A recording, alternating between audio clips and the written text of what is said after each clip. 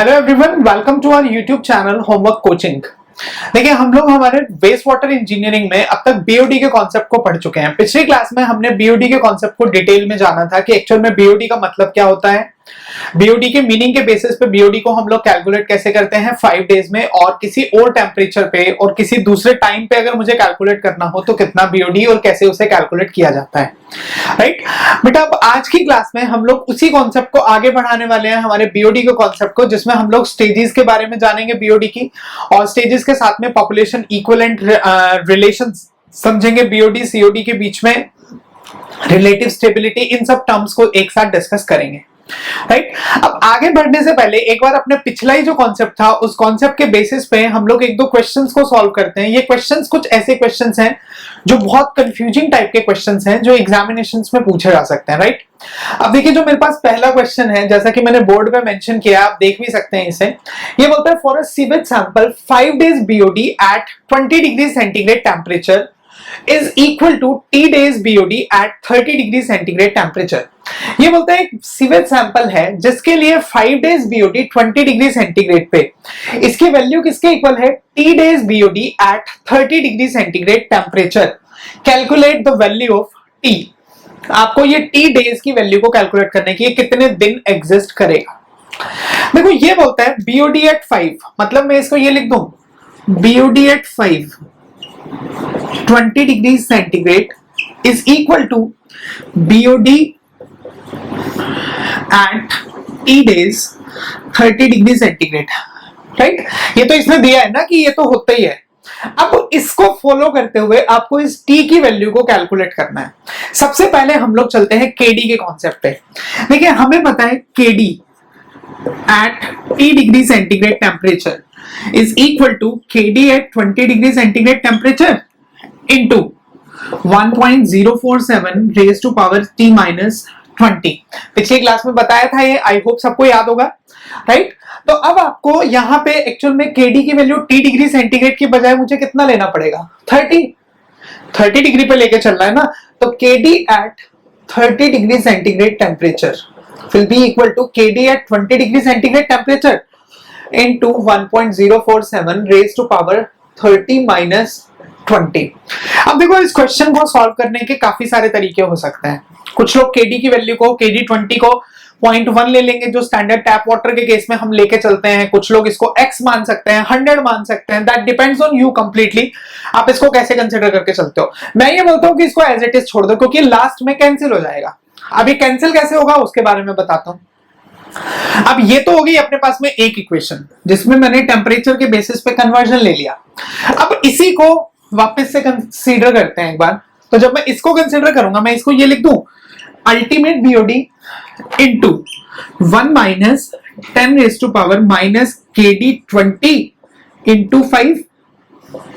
यही तो बनेगा 5 दिन पे, 1 minus 10 raise to power minus KD 20 into 5 equal to.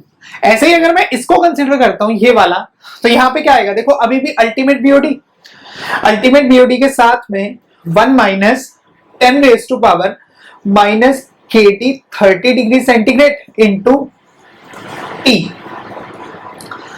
अब देखो यहां पे अल्टीमेट से अल्टीमेट कैंसिल, क्या बच गया, 1 minus 10 raise to power minus KD 20 into 5। Same यहां पे 1 minus 10 raise to power minus KD 30 into T। 1 से 1 भी कैंसिल, नेगेटिव से नेगेटिव कैंसिल हो जाएगा, लास्ट में बचा KD 20 into 5 is equal to 10 raise to power minus KD 30 into T। अब देखो, एंटी लोग लोगे तो T से T भी, मतलब 10 से 10 भी गया। अब मैं इसकी जगह पे सीधा ये लिख दूं, KD at 20 into 5 will be equal to KD at 30 into T। KD 20 as it is छोड़ दो, 20 डिग्री सेंटीग्रेड इंटू 5, और 30 की जगह पे हम लोग ये पुट कर सकते हैं, KD at 20 into 1.047 raise to power 10 into T। देखो ये भी कैंसिल, क्या बच गया, 5 equal to 1.047 raised to power 10 into T। Now calculate it using calculator, it will be about T is equal to 3.16 days, right. तो देखो इस तरीके से आपको अपने क्वेश्चन को सॉल्व करना है। ध्यान रखिए, देखिए ये सिर्फ आपको कंफ्यूज करने के लिए दिया है। नो डाउट इस तरीके का क्वेश्चन जो है, जो ये वाला क्वेश्चन खास तौर पे, ये विदाउट कैलकुलेटर नहीं हो सकती है कैलकुलेशंस। तो बेसिकली ऐसे एग्जाम्स में इसके आने के चांसेस हैं जिसमें कैलकुलेटर अलाउड होगा, बट स्टिल हमें एक बार मेथड पता होना चाहिए। कई बार ऐसा भी तो हो सकता है ना कि आपको डेटा इस तरीके का दे दे जो पावर से पावर को हम लोग बेसिकली मैच कर सकते हैं, तो इस तरीके से आप अपने क्वेश्चन को सॉल्व कर सकते हैं, मेरा कहने का मतलब था, राइट। ये हम लोग, हमारा जो क्वेश्चन होगा, बस सबसे पहले आपको ध्यान रखना है टेम्परेचर्स कौन कौन से गिवन है, टाइम कौन कौन से गिवन है, उसके बेसिस पे अपने क्वेश्चंस को रिलेट करके चलना है, राइट। समझ में आया होगा आई थिंक न्यूमेरिकल। अब दो तीन थ्योरी के क्वेश्चंस देखते हैं, क्योंकि ये जो क्वेश्चंस मैं बताने वाला हूं ये भी अगेन बहुत इंपॉर्टेंट भी हैं, और इंपॉर्टेंट होने के साथ साथ 90% स्टूडेंट्स के लिए कंफ्यूजिंग क्वेश्चंस है। इनके आंसर्स क्या आएंगे, students generally got confused with that, right. तो देखिए अब नेक्स्ट क्वेश्चन पे चलते हैं। नेक्स्ट क्वेश्चन ये बोलता है the BOD 5 days BOD at 20 degree centigrade temperature is 200 milligrams per liter। ये बोलता है 5 days BOD at 20 degree centigrade temperature is 200 milligrams per liter। If the temperature is 30 degree centigrade, अगर टेम्परेचर की value 30 degree centigrade होगी, then 5 days BOD will be, options भी हैं आपके पास इसमें। फर्स्ट ऑप्शन है equal to 200 milligrams per litre, right. Second option is greater than 200 milligrams per litre. Third option is less than 200 milligrams per liter. Fourth option is cannot determine, can't be determined. Now you need to calculate. Basically you need to tell, you are supposed to tell the correct options. ये बोलता है 5 days BOD at 20 degree centigrade temperature is 200 milligrams per liter। अगर temperature 30 degree हो जाए तो 5 day BOD पे क्या effect पड़ेगा। देखो सीधी सी बात है, दो तरीके से समझ सकते हैं इस क्वेश्चन को। पहला तरीका ये बोलता है टेम्परेचर का कॉन्सेप्ट। मैंने बताया था, जब डीओ का कॉन्सेप्ट आपको बताया था, समझाया था, तो हमने बात किया था कि जैसे जैसे टेम्परेचर बढ़ेगा पानी में डिसॉल्व्ड ऑक्सीजन घटेगा। डिसॉल्व्ड ऑक्सीजन क्यों घटेगा, क्योंकि माइक्रो ऑर्गेनिजम्स की ग्रोथ बढ़ेगी, माइक्रोबियल एक्टिविटीज बढ़ेंगी, और जिसकी वजह से organic matter maximum oxygen consume करेंगे, और बीओडी तो बढ़ेगा, बीओडी कंजम्पशन बढ़ेगी, डिमांड बढ़ेगी, लेकिन ऑक्सीजन की कंसंट्रेशन पानी में जो डिसॉल्व्ड की फॉर्म में था वो घटेगा। देखो ये रिलेशन मैं बताने की कोशिश कर रहा हूं आपको कि जब टेम्परेचर बढ़ता है, जब टेम्परेचर इंक्रीज होता है तो पानी में डीओ घटता है, पढ़ा था। और ये डीओ क्यों घट रहा है, क्योंकि ऑक्सीजन की डिमांड बढ़ रही है, तो इसका मतलब बीओडी इंक्रीज करेगा। तो अब टेम्परेचर आपके पास में 20 से बढ़ के 30 हुआ तो बीओडी बढ़ेगा, और बीओडी बढ़ेगा तो इसका मतलब आंसर क्या आएगा, answer is B, correct answer is B, greater than 200। ये तो देखो एक शॉर्टकट था, इस शॉर्टकट से आप समझ सकते हो, राइट। अब चलते हैं अगले पॉइंट की तरफ, इसका एग्जैक्ट प्रोसेस क्या है। देखो एग्जैक्ट प्रोसेस ये है, we have studied BOD at time T is equal to ultimate BOD into 1 minus 10 raised to power minus kd into T. ये बोलता है जब टेम्परेचर आपका बढ़ रहा है, 20 से 30 हो रहा है, तो इसका मतलब kd की वैल्यू बढ़ेगी, और kd की वैल्यू बढ़ने का मतलब, kd अगर बढ़ रहा है आपके पास में, तो ये वाली जो वैल्यू है, ये पूरी वैल्यू घटेगी 10 raised to power माइनस वाली, ठीक है, क्योंकि नेगेटिव पावर किसको इंडिकेट करती है, डिनोमिनेटर को, राइट। तो ये जब टर्म घटेगी तो ये डिफरेंस इंक्रीज होगा, और BOD at T days will increase. ये दो तरीके हैं, जिस भी तरीके से समझना चाहो आप समझो आसानी से, ठीक है। और अपने क्वेश्चन के बस आंसर आपको करेक्ट करना है। मेरा कहने का मतलब है कि ऐसा नहीं होना चाहिए पेपर के अंदर कि पढ़ा हुआ क्वेश्चन भी है फिर भी गलत करके आ जाओ। तो कुछ क्वेश्चंस हर सब्जेक्ट में आपको ऐसे मिलेंगे, हर टॉपिक में ऐसे मिलेंगे सब्जेक्ट, मतलब बेसिकली क्वेश्चंस जिन क्वेश्चंस में बहुत ज्यादा कंफ्यूजन रहती है, कई बार पढ़ चुके होते हैं फिर भी हम लोग गलत करके आ जाते हैं। तो ये सिली मिस्टेक्स को आपको एग्जाम्स में अटेम्प्ट होने से अवॉइड कराना है, राइट। आई थिंक समझ में आया होगा ये पॉइंट। आगे बढ़ते हैं एक लेवल आगे। अब अगला क्वेश्चन ये बोलता है इसी से ही आंसर देना है, इसी से, इन्हीं दोनों पॉइंट्स में से कैसे भी करके आंसर देना, लेकिन ध्यान से देना। Question is with increase of temperature, with increase of temperature of waste sample, temperature of waste sample, जब टेम्परेचर आपका बढ़ेगा वेस्ट सैंपल पे, तो ultimate the value of ultimate BOD will, value of ultimate BOD will be, first option है increases, will be increased, second is decreased, third is remains constant, remains constant, D no relation, no relation की बजाय none लिख सकते हो, अब none of the above, मैं बता देता हूं, D तो है नहीं।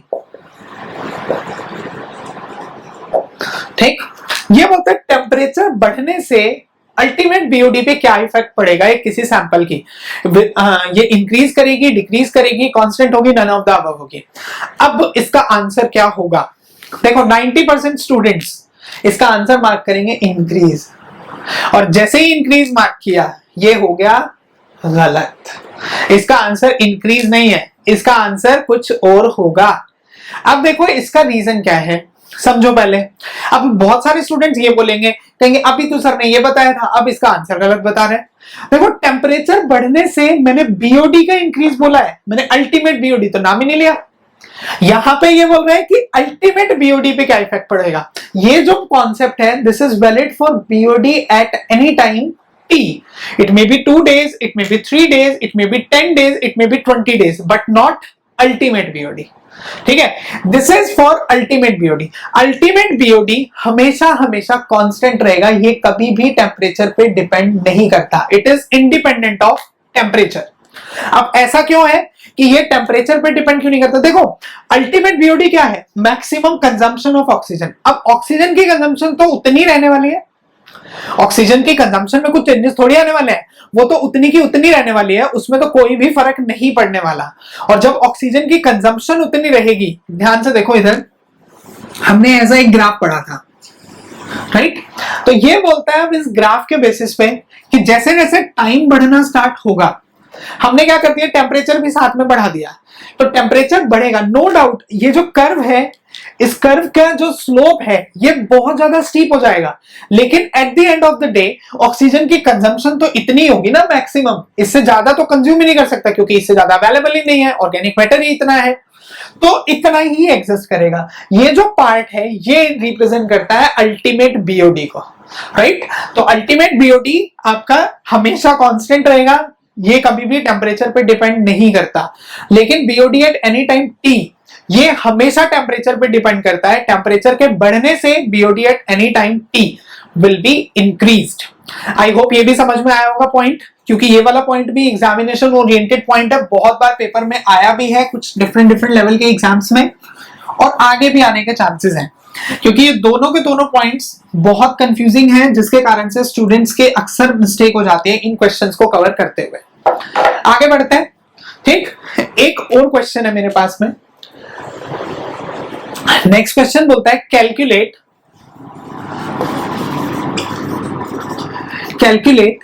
COD। COD is chemical oxygen demand of 90 milligrams per liter glucose from the following reaction।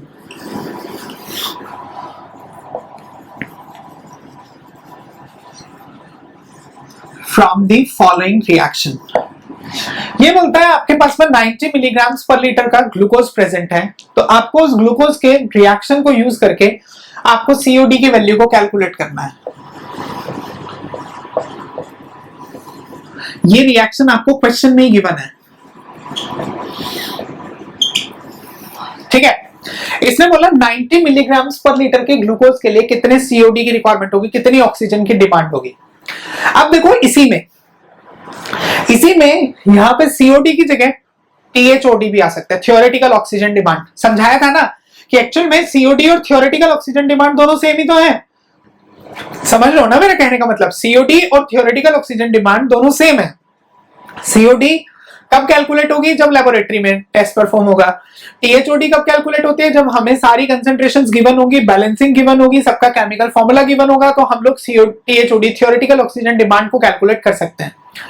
तो दोनों का मतलब यहाँ पे सेम ही है, किसी से मर्जी समझो, अपने को तो समझने से पढ़ने से मतलब है। ठीक है, तो कैसे भी पेपर के अंदर आ जाए, don't get confused with this. इसने बोला कि ग्लूकोज को आपको उसकी ऑक्सीजन डिमांड कैलकुलेट करनी है। इसका मतलब मैं ये बोल सकता हूं कि ग्लूकोज को डिकम्पोज होने के लिए, इसको प्रॉपरली डिकम्पोज होने के लिए कितने ऑक्सीजन की रिक्वायरमेंट होगी, हमें यही तो कैलकुलेट करना है। तो सबसे पहले मॉलिक्यूलर वेट कैलकुलेट करते हैं ग्लूकोज का। देखो ये क्वेश्चन सॉल्व कैसे होगा, मॉलिक्यूलर वेट ऑफ ग्लूकोज। अगर किसी का सॉल्व हो गया है तो आप अपने प्रीमियर में जो लाइव चैट चल रहा है उसमें आप आंसर भी बता सकते हैं अपना, मॉलिक्यूलर वेट ऑफ ग्लूकोज। अब देखिए कार्बन के 6 एटम है, तो 6 into 12। हाइड्रोजन का मॉलिक्यूलर वेट 1, तो 12 into 1, 12 एटम्स थे तो 12 into 1। ऑक्सीजन के 6 एटम्स हैं और मॉलिक्यूलर वेट है आपके पास में ऑक्सीजन का 16 एटॉमिक वेट, ये आ गया। अब यहां से आपके पास में आई थिंक बनेगा, this will B 72 plus 12 plus 96, this is 180 grams molecular weight of glucose. आगे चलते हैं ऑक्सीजन पे, molecular weight of oxygen.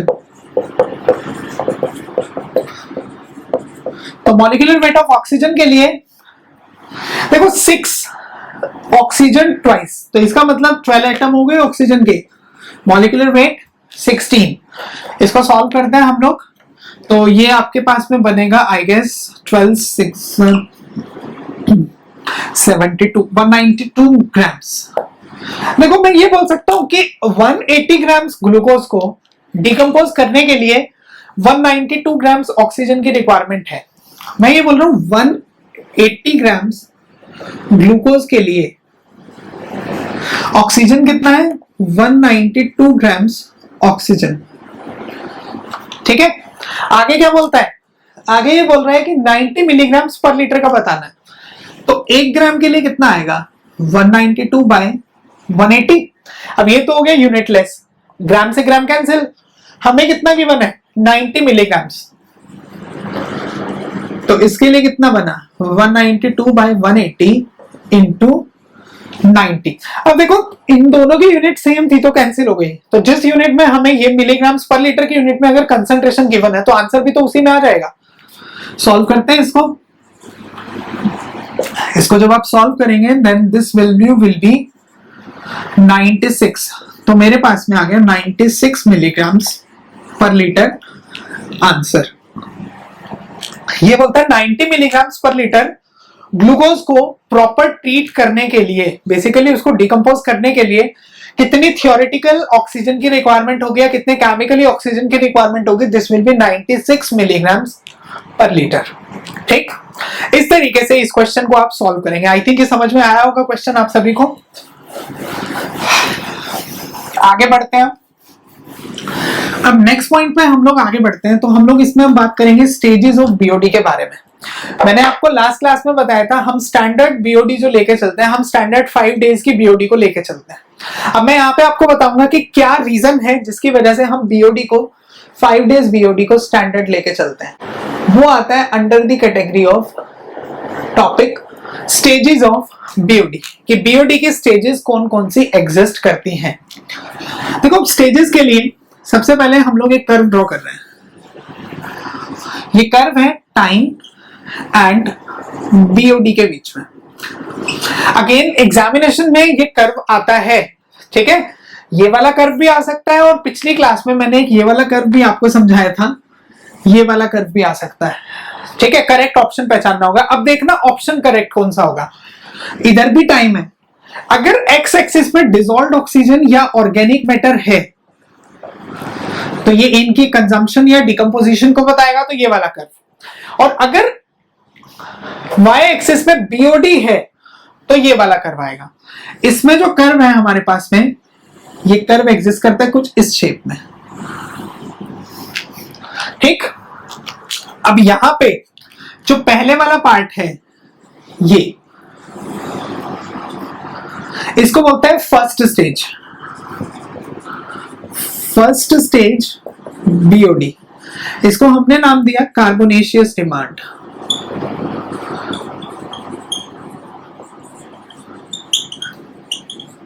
Carbonaceous demand. उसके बाद में जो ऊपर है ये हमारे पास में this will B second stage, second stage BOD, and this is known as nitrogenous demand.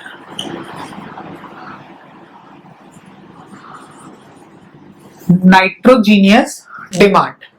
अब इनके बारे में बात करते हैं। देखो स्टार्टिंग में जब टाइम t इक्वल टू 0 था तो पानी में डिसॉल्व्ड ऑक्सीजन की कंसंट्रेशन थी मैक्सिमम, क्योंकि अभी जितना ऑर्गेनिक मैटर है वो भी मैक्सिमम है, और उसी के साथ में इसमें ऑर्गेनिक मैटर जो भी आपके पास में अवेलेबल है, इस ऑर्गेनिक मैटर में अभी डिकम्पोजिशन रिएक्शन स्टार्ट नहीं हुई है, तो जिसकी कंसंट्रेशन होगी मैक्सिमम बिल्कुल टॉप में। जैसे जैसे टाइम कंज्यूम होना स्टार्ट हुआ, टाइम बढ़ता जाएगा, तो टाइम बढ़ने से क्या होगा, डिसॉल्व्ड ऑक्सीजन की कंसंट्रेशन घटना स्टार्ट हो जाएगा और ऑर्गेनिक मैटर बढ़ना स्टार्ट हो जाएगा। आई थिंक क्लियर होगा, ठीक है। जब ऐसा कुछ हुआ तो उसी टाइम पे क्या होगा, जब डीओ की वैल्यू घटेगी तो इनडायरेक्टली ऑक्सीजन की डिमांड तो बढ़ रही है ना, ऑक्सीजन की कंजम्पशन तो बढ़ रही है, तो इसका मतलब बीओडी इंक्रीज करेगा। उल्टा रिलेशन है, राइट। टाइम के साथ डीओ और ऑर्गेनिक मैटर घटता है, और इन्हीं ऑर्गेनिक मैटर की रिएक्शंस की वजह से, डीओ की कंजम्पशन की वजह से ऑक्सीजन की डिमांड बढ़ती है, जिसको हम लोग नाम देते हैं बीओडी। तो बीओडी इंक्रीज होना स्टार्ट हो जाएगा। स्टार्टिंग में बीओडी कुछ इस तरीके से इंक्रीज करता है, और जब ये लगभग इस स्टेज में, पहली स्टेज में क्या होता है, जितने भी कार्बोनेशियस डिमांड होते हैं, कार्बोनेशियस डिमांड का मतलब है जितना ऑर्गेनिक मैटर प्रेजेंट होगा, इसके अंदर जितना कार्बन होगा वो इस ऑक्सीजन को गेन करके सेटिस्फाई हो जाएगा, डिकम्पोज हो जाएगा। तो इस स्टेज को हम लोग नाम देते हैं फर्स्ट स्टेज बीओडी या फिर carbonaceous demand. And this demand usually takes place between 5 to 8 days। ये 5 से 8 दिन में एग्जिस्ट करती है, और यही कारण है जिसकी वजह से हम लोग स्टैंडर्ड बीओडी जो लेते हैं वो 5 दिन का लेके चलते हैं, सिर्फ कार्बन की डिमांड को कंसीडर करके चलते हैं। Only carbonaceous demand is considered. अब इसके बाद में जब टेम्परेचर बढ़ता है, अब ऑर्गेनिक मैटर में से कार्बन तो खत्म हो गया, लेकिन टाइम के बढ़ने से, टाइम बढ़ रहा है टेम्परेचर नहीं बढ़ रहा, सॉरी, लेकिन टाइम के बढ़ने के साथ साथ जितना ऑर्गेनिक मैटर प्रेजेंट था, अब ऑर्गेनिक मैटर की प्रेजेंस को नाइट्रोजन कंटेंट भी तो इंडिकेट करता है, अमोनिया, नाइट्राइट्स, नाइट्रेट्स। तो बेसिकली अब ऑक्सीजन की कंजम्पशन होगी नाइट्रोजन को सेटिस्फाई कराने के लिए। पहले फ्री अमोनिया था, तो फ्री अमोनिया और ऑर्गेनिक अमोनिया नाइट्रेट्स में, नाइट्राइट्स में, नाइट्रोजन साइकिल में कन्वर्ट होगा। तो जब वो नाइट्रोजन साइकिल में कन्वर्ट होगा तो वो नाइट्रोजेनियस डिमांड को कवर करेगा, और इस स्टेज को हम लोग नाम देते हैं सेकंड स्टेज ऑफ बीओडी या फिर नाइट्रोजेनियस डिमांड, ठीक है, जो कि कार्बोनेशियस डिमांड के फुलफिल होने के बाद में एग्जिस्टेंस में आती है, राइट। तो अब इसमें फर्स्ट स्टेज बीओडी में हम लोग जनरली सिंपल सा है, बहुत ज्यादा थ्योरी लिखने की भी जरूरत नहीं है, सिर्फ समझ लो इसको, कर्व की शेप याद कर लो। 2 टाइप के माइक्रो ऑर्गेनिजम्स हैं, वो मैं बता देता हूं अभी आपको। तो ये बोलता है कि इसमें बीओडी की हमेशा 2 स्टेजेस एग्जिस्ट करेंगी। इनिशियल स्टेज होगी कार्बोनेशियस डिमांड, कार्बोनेशियस स्टेज या first stage BOD. Second stage होगी नाइट्रोजीनियस, जो नाइट्रोजीनियस डिमांड, नाइट्रोजन की डिमांड को सेटिस्फाई करेगा, ठीक है। अब जो दूसरा पॉइंट यहाँ पे बनता है वो बनता है कि माइक्रो ऑर्गेनिजम्स की ग्रोथ। तो ये बोलता है कि यहाँ पे जो माइक्रो ऑर्गेनिजम्स फॉर्म होते हैं, ये 2 टाइप के माइक्रो ऑर्गेनिजम्स फॉर्म होते हैं। एक होते हैं heterotrophs, heterotrophs. Second is autotrophs. अब हेट्रोट्रॉप्स और ऑटोट्रॉप्स क्या है, ये बोलता है हेट्रोट्रॉप्स वो माइक्रो ऑर्गेनिजम्स हैं जो मॉलिक्यूलर कार्बन में से कार्बन को गेन करेंगे, which gains molecular carbon for their food chain. Organic matter present है, जो भी अपने पास में इंप्योरिटीज प्रेजेंट है, ऑर्गेनिक इंप्योरिटीज, उनमें से जितना मॉलिक्यूलर कार्बन ये खींच सकते हैं, ये खींच के अपनी ग्रोथ को करेंगे, तो उसको नाम देते हैं हेट्रोट्रॉप्स, राइट। और कार्बोनेशियस डिमांड को सेटिस्फाई करते हैं हेट्रोट्रॉप्स, क्योंकि कार्बन को गेन करते हैं।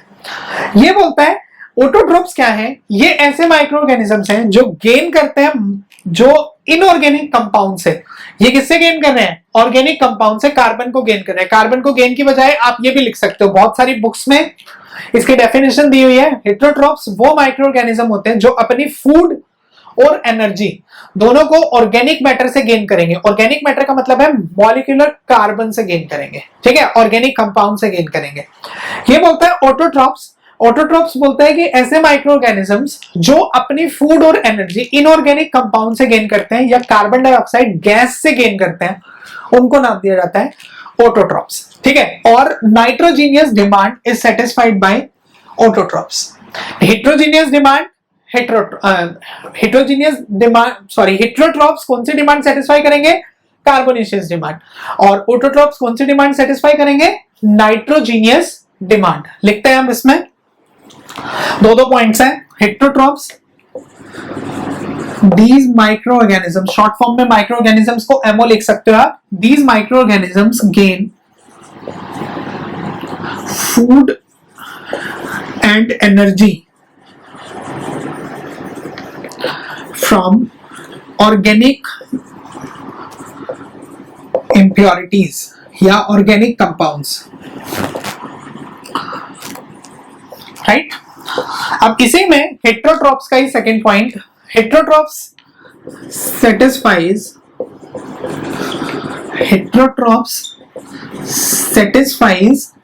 carbonaceous demand of BOD।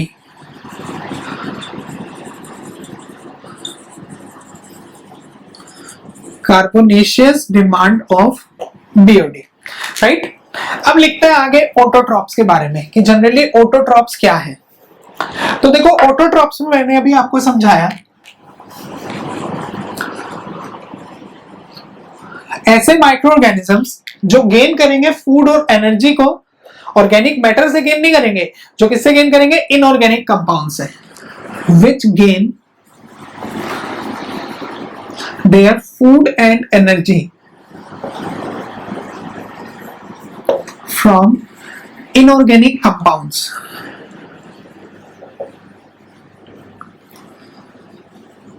and carbon dioxide gas CO2, ठीक है। अब इसी में ऑटोट्रॉप्स में सेकेंड पॉइंट, जो सेकेंड स्टेज है nitrogenous demand, it is satisfied by autotrophs. nitrogenous demand is satisfied by autotrophs. ये ऑटोट्रॉप्स के थ्रू सेटिस्फाई हो जाती है, ठीक है। तो ये मेरे पास एक्चुअल कॉन्सेप्ट है कि जनरली इस कारण से हम लोग, क्योंकि हमारी हेट्रोट्रॉप्स कार्बोनेशियस डिमांड को सेटिस्फाई करा देते हैं, इसीलिए हम लोग इसको स्टैंडर्ड मान के चलते हैं that standard BOD exist at 5 days, right. तो आई होप आपके सारे के सारे क्वेश्चंस जो हैं, जो मैंने बीओडी के स्टार्टिंग में आपको कुछ एक बेसिक पॉइंट्स लिखाए थे, 5 days बीओडी कितना होता है, 10 days कितना होता है, 20 days बीओडी कितना होता है, स्टेजेस कौन कौन सी हैं, वो सारे के सारे पॉइंट्स यहाँ पे कवर हो गए होंगे, ठीक। अब चलते हैं रिलेशंस की तरफ। तो कुछ बेसिक पॉइंट्स हैं, नोट के फॉर्म में हम इसको लिखते हैं। देखो पहला पॉइंट हमने लिखा था, हमने पिछली क्लास में पढ़ा था, theoretical oxygen demand is always greater than COD. और इनफैक्ट ये इक्वल भी लिख सकते हैं, क्योंकि कई बार ऐसा भी हो सकता है कि हमारे पास में केमिकल रिएक्शंस भी सारी की सारी अवेलेबल हो, लेबोरेटरी रिएक्शन और प्रैक्टिकल एंड लेबोरेटरी दोनों से रिजल्ट सेम आए, तो इसको हम इक्वल भी लिख सकते हैं, ठीक। आगे ये बोलता है बीओडी। अगर बीओडी को भी इसी के साथ में इंक्लूड करना हो तो बीओडी कहाँ आएगा? बीओडी की वैल्यू कहाँ पे एग्जिस्ट करेगी? मैक्सिमम होगी, मिनिमम होगी, या इन दोनों के बीच में लाई करेगी? तो बीओडी की वैल्यू, अब देखो सीओडी क्या था? सीओडी था ऑर्गेनिक प्लस नॉट ऑर्गेनिक, हम लोग बोलेंगे सीओडी में biodegradable plus non biodegradable matter जितने ऑक्सीजन को कंज्यूम करता है, दैट इज सीओडी। पहला पॉइंट। दूसरा पॉइंट क्या बोलता है? बीओडी क्या था? बीओडी था सिर्फ बायोडिग्रेडेबल मैटर के लिए जितने ऑक्सीजन की कंजम्पशन होती है, दैट इज बीओडी। तो अब सीओडी बीओडी को अगर रिलेट करके चलते हैं तो ऑब्वियसली सीओडी में बायो प्लस नॉन बायोडिग्रेडेबल दोनों इंक्लूडेड है, लेकिन बीओडी में सिर्फ बायोडिग्रेडेबल है, तो डेफिनेटली सीओडी की वैल्यू ज्यादा होगी। COD is greater than equal to BOD. अब इक्वल टू कब होगा? इक्वल टू तब भी तो हो सकता है जब हो सकता है पानी में सिर्फ ऑर्गेनिक मैटर हो, तो जब सिर्फ ऑर्गेनिक हो, बायोडिग्रेडेबल मैटर है, तो उस कंडीशन में तो सीओडी, हाँ तो मैंने आपको बताया कि सीओडी की वैल्यू अगर मान लो पानी में बायोडिग्रेडेबल ऑर्गेनिक मैटर है सिर्फ, तो उस कंडीशन में सीओडी और बीओडी दोनों इक्वल हो जाएगा, क्योंकि नॉन बायोडिग्रेडेबल ऑर्गेनिक मैटर तो बिल्कुल भी प्रेजेंट नहीं है। ठीक, ये तो हो गया अपने पास में पहला रिलेशन। अब चलते हैं सेकंड रिलेशन की तरफ। सेकंड रिलेशन ये बोलता है BOD, BOD ultimate upon COD, ये रेशो कितनी होगी, ग्रेटर देन 1 या लेस देन 1। डेफिनेटली हम यहां से भी रिलेट कर सकते हैं। Ultimate BOD to COD ratio is always less than equal to 1। अब ये लेस देन इक्वल टू का मतलब क्या है, अगर बायोडिग्रेडेबल ऑर्गेनिक मैटर ही सिर्फ प्रेजेंट है तो बीओडी और सीओडी दोनों इक्वल हो जाएंगे and this will be equal to 1। तो अब इसमें कुछ एक स्पेसिफिक जनरल पॉइंट्स मैं आपको बता रहा हूं। पहला पॉइंट है if only biodegradable, if only biodegradable organic matter is present, अगर सिर्फ और सिर्फ बायोडिग्रेडेबल ऑर्गेनिक मैटर प्रेजेंट हुआ, then ultimate BOD to COD ratio is always equal to 1। ठीक है, आगे चलते हैं नेक्स्ट लेवल की तरफ। नेक्स्ट लेवल ये बोलता है, सेकंड पॉइंट देखो, अगर पानी में टॉक्सिसिटी ज्यादा होगी, टॉक्सिसिटी जहरीले कंपाउंड्स या इनडायरेक्टली इनऑर्गेनिक कंपाउंड्स बेसिकली ज्यादा होंगे, तो इसका मतलब क्या होगा, सीओडी की कंसंट्रेशन ज्यादा होगी, क्योंकि ऑर्गेनिक के कंपैरिजन में इनऑर्गेनिक ज्यादा है, बायोडिग्रेडेबल के कंपैरिजन में नॉन बायोडिग्रेडेबल ज्यादा है, तो सीओडी की वैल्यू ज्यादा होगी और अल्टीमेटली ये रेशो उतनी कम हो जाएगी। तो नेक्स्ट पॉइंट हम लोग लिखते हैं, with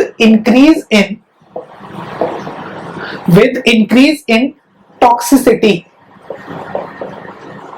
or non biodegradable compounds, toxicity non biodegradable compounds, या फिर इसी के साथ में और क्या बोला जा सकता है, यहीं पे टॉक्सिसिटी समझ में आता है, नॉन बायोडिग्रेडेबल समझ में आता है, industrial effluents, industrial effluents.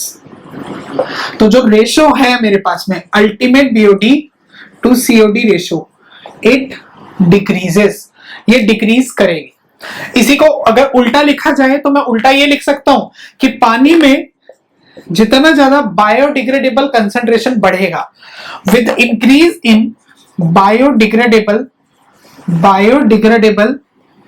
impurities in waste water. अब क्या होगा, बायोडिग्रेडेबल की कंसंट्रेशन बढ़ने की वजह से डेफिनेटली अल्टीमेट बीओडी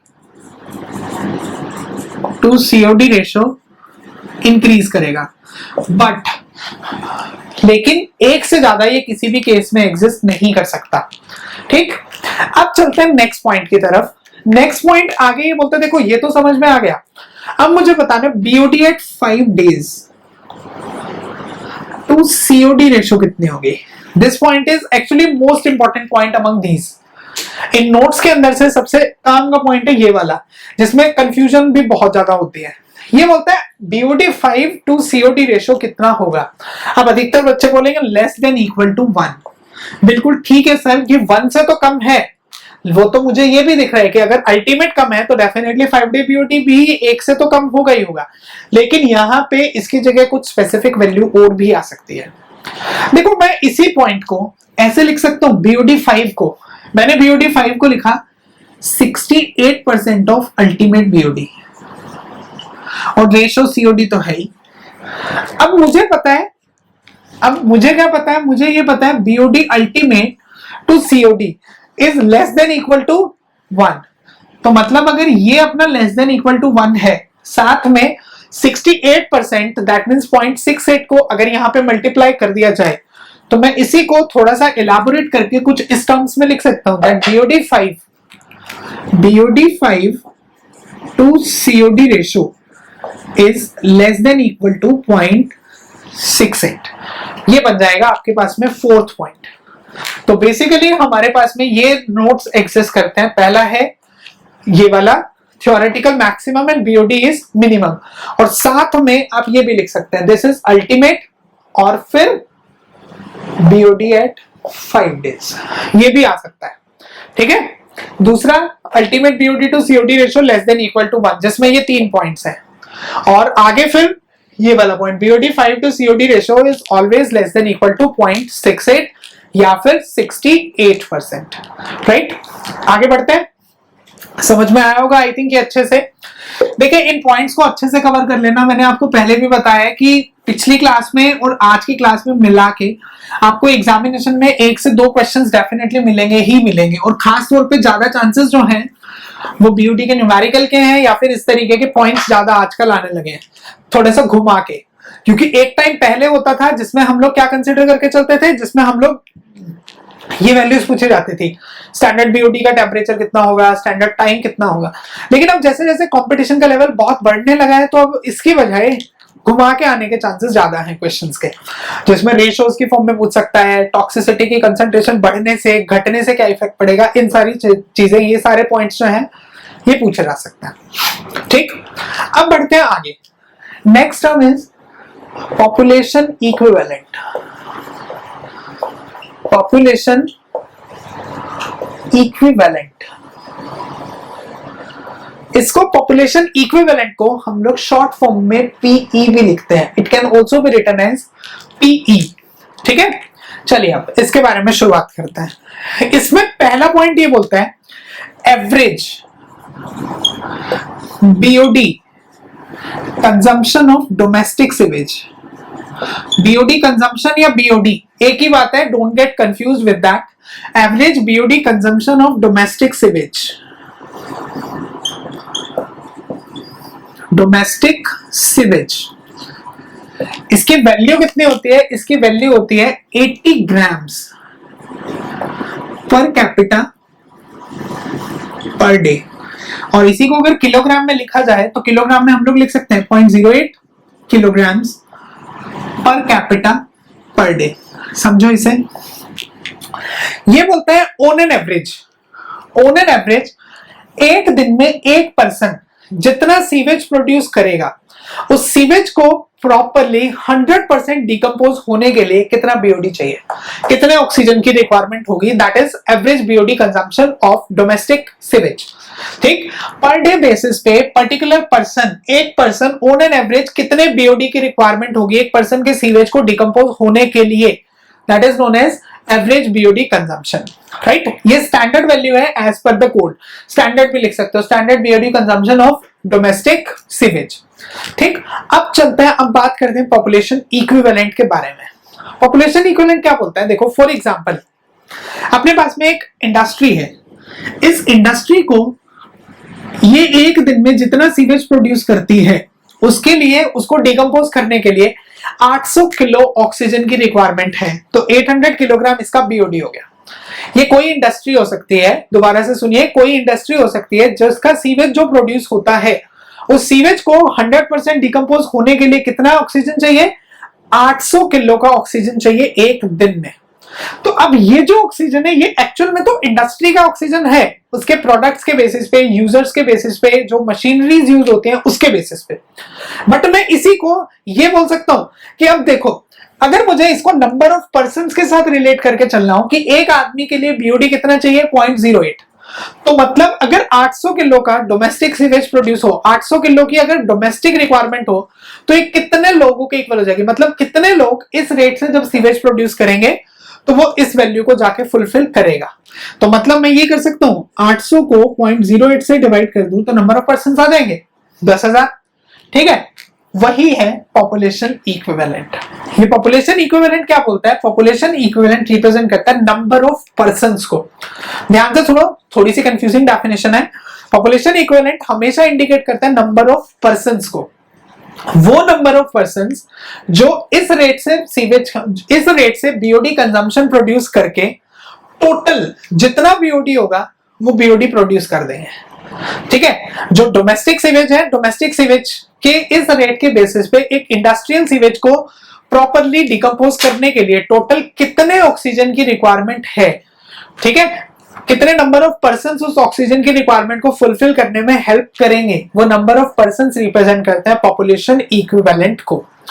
तो पॉपुलेशन इक्विवेलेंट का फॉर्मूला क्या है, PE, it is equal to total BOD required, total BOD of industrial sewage, mostly industrial, वैसे सिटी कॉमर्शियल सीवेज भी यहाँ पे लिखा जा सकता है, बट मोस्टली ये टर्म इंडस्ट्रियल सीवेज के लिए ही होती है यूज। तो total BOD of industrial sewage divided by आपके पास में आएगा average BOD consumption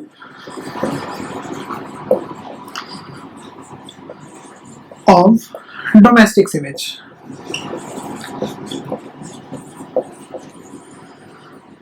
average BOD consumption of domestic sewage, ये आपके पास में जो रेशो बनेगी, this ratio is known as population equivalent. ठीक, अब क्वेश्चन ये है कि पॉपुलेशन इक्विवेलेंट को पढ़ने का फायदा क्या है। पॉपुलेशन इक्विवेलेंट ये जो टर्म है, ये टर्म बताती है स्ट्रेंथ ऑफ सीवेज को। It is used to express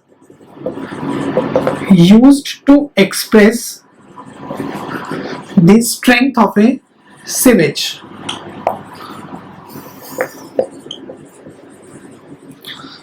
ये एक सीवेज की स्ट्रेंथ को बताएगा। ठीक है, तो आई होप ये पॉइंट्स अच्छे से क्लियर हुए होंगे आपको पॉपुलेशन इक्विवेलेंट के। तो सिंपल सा है, क्वेश्चन अगर आता है आपके पास में, आप इसको थोड़ा सा और इलैबोरेट करके लिख सकते हो। मोस्ट ऑफ द टाइम इस पे फॉर्मूला पूछा जा सकता है, तो मैं इस फॉर्मूले को थोड़ा सा ऐसे लिख दूं, टोटल BOD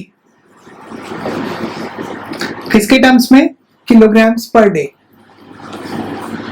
अब देखो जब BOD आपने किलोग्राम्स में लिखा है, तो BOD कंजम्पशन डोमेस्टिक सीवेज की ये भी किसके टर्म्स में आनी चाहिए, किलोग्राम्स में। तो मैं इसे क्या लिखूंगा, 0.08 kilograms per capita per day.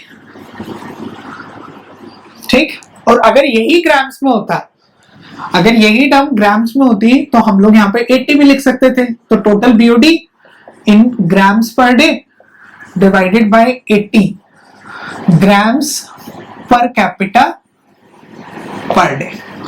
ठीक, जैसे याद रखने में आसानी हो, जैसे समझने में आसानी हो, वैसे याद रखो। कोई जोर जबरदस्ती नहीं है कि यही फॉर्मूला याद रखना है, वो फॉर्मूला याद रखना है। ठीक है, लेकिन ये पॉइंट नहीं भूलने, 2 पॉइंट।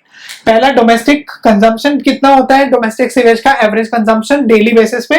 और दूसरा, पॉपुलेशन इक्विवेलेंट जो टर्म है ये क्या इंडिकेट करती है। राइट, आगे बढ़ते हैं। Next is relative stability. Relative stability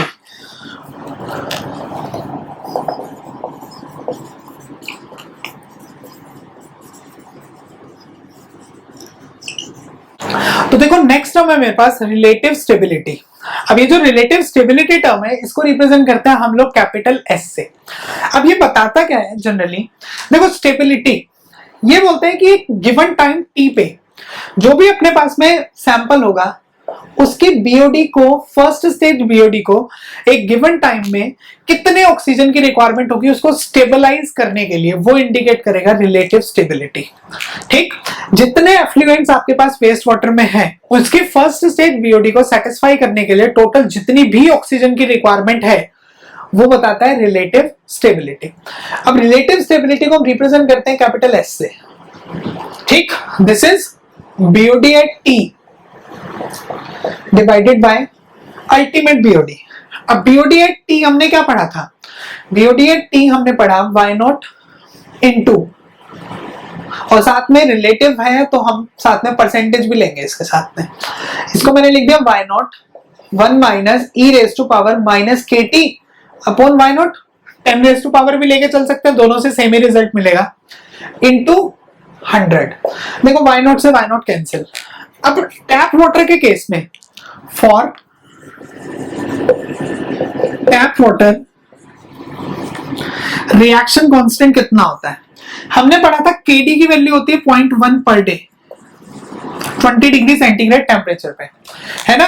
और KD और K में रिलेशन क्या था, KD is equal to 0.434 K। तो यहां से K अगर कैलकुलेट करते हो आप, तो KD की वैल्यू होती है, K की वैल्यू होती है KD अपॉन 0.434, और जब आप ये 0.1 पुट करोगे, this value will B approximately 0.23 per day. Put कर देते हैं यहां पे, तो ये बोलता है S is equal to 1 minus e raise to power minus 0.23 into T into 100 और ये कितने टेम्परेचर पे है 20 डिग्री सेंटीग्रेड टेम्परेचर पे। तो यहां से जब आप सॉल्व करोगे तो आपके पास रिलेटिव स्टेबिलिटी आएगा 100 into 1 minus 0.793 raise to power t at 20 degree centigrade temperature. This is relative stability. तो 20 डिग्री सेंटीग्रेड टेम्परेचर पे आप कितना टाइम कंसिडर करते हो, उस टाइम को आप कंसिडर करोगे। जैसे फॉर एग्जांपल आपको बोला गया है you have to calculate relative stability, options वाले क्वेश्चंस आते हैं ऑब्जेक्टिव टाइप, तो उसमें तो डायरेक्टली रिलेशन ही पूछा जाता है। ठीक है, ये बोलता है कि आपको 5 डेज का टाइम गिवन है, 5 डेज पे रिलेटिव स्टेबिलिटी बतानी है कि 5 दिन के अंदर अंदर कितने ऑक्सीजन की डिमांड फर्स्ट स्टेज बीओडी कितना सेटिस्फाई हुआ। Then you have to put here 5 और 5 पुट करके अपना आंसर आप कैलकुलेट करेंगे, 68% आएगा। ठीक है, ऐसे ही 10 दिन में आ सकता है तो यहाँ पे आप 10 पुट कर देंगे। इस तरीके से आप जब जैसे जैसे इसको सॉल्व करते जाएंगे उसके बेसिस पे हम रिलेटिव स्टेबिलिटी को कैलकुलेट कर सकते हैं। राइट, ये आपके पास में टर्म थी रिलेटिव स्टेबिलिटी। तो देखो जनरली अगर हम बात करते हैं अपने वेस्ट वाटर इंजीनियरिंग की, तो हमने अब तक आज की क्लास में जो टोटल पढ़ा है, हमने पढ़ा है इनफैक्ट पिछली क्लास से रिलेट करके चलते हैं। पहले डीओ पढ़ा, डिसॉल्व्ड ऑक्सीजन, जिसमें डीओ के अंदर डिसॉल्व्ड ऑक्सीजन में मैंने आपको प्रॉपर्ली अच्छे से समझाया था कि जनरली डिसॉल्व्ड ऑक्सीजन किससे डील करता है, तो डिसॉल्व्ड ऑक्सीजन डील करता है पानी में कितना ऑक्सीजन प्रेजेंट है। ठीक है, डिसॉल्व फॉर्म में विंकलर्स मेथड से उसे कैलकुलेट किया था। फिर हमने उस डीओ के बेसिस पे सीओडी बीओडी, ठीक है, थियोरेटिकल ऑक्सीजन डिमांड भी रिलेट करके चला, और बीओडी के साथ में मेरे पास आ गया population equivalent and relative stability. अब ये जो कैरेक्टरिस्टिक्स वाला टॉपिक है ये तो बेटा यहीं पे खत्म होता है। राइट, तो आज की क्लास में हम यही पढ़ेंगे। बाकी नेक्स्ट क्लास से हम लोग एक नया टॉपिक स्टार्ट करने वाले हैं, डिस्पोजल ऑफ एफ्लुएंट्स, जिसमें लेक का, रिवर का, सेल्फ प्योरिफिकेशन ऑफ रिवर्स के बारे में आई एम श्योर आप सबको आइडिया होगा। ठीक है, ये सब हम लोग रिलेट करेंगे, इनको प्रैक्टिकली रिलेट करके चलेंगे। जनरली जैसे अगर यमुना रिवर की आज के टाइम पे हालात ऐसे क्यों हैं, ये सब हम लोग देखेंगे, मैथमेटिकली इनको सॉल्व करने की कोशिश करेंगे, ये सारे कॉन्सेप्ट्स को कवर करेंगे।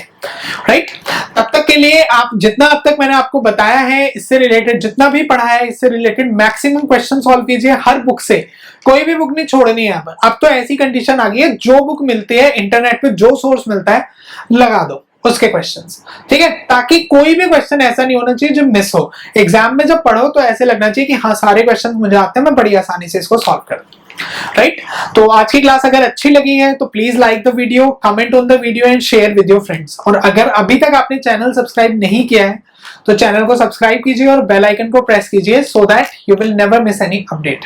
Till then thank you so much and maximum questions कीजिए, बहुत मेहनत कीजिए, क्योंकि ये जो टाइम है ये गोल्डन अपॉर्चुनिटी बनाइए इस टाइम को अपने लिए।